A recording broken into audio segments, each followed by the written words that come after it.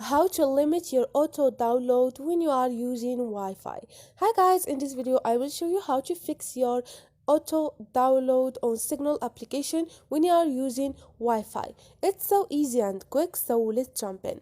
First thing, go to your Signal application on your phone. Now click on those 3 points up there and click on Setting.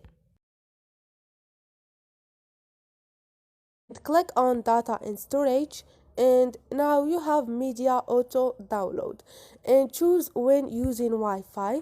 And now you have when using Wi-Fi, image, audio, video, document. You choose whatever you need or what do you want. Click on OK, and this is it. So this is it guys, hope this video was helpful to you, and if you liked the video don't forget to subscribe and like.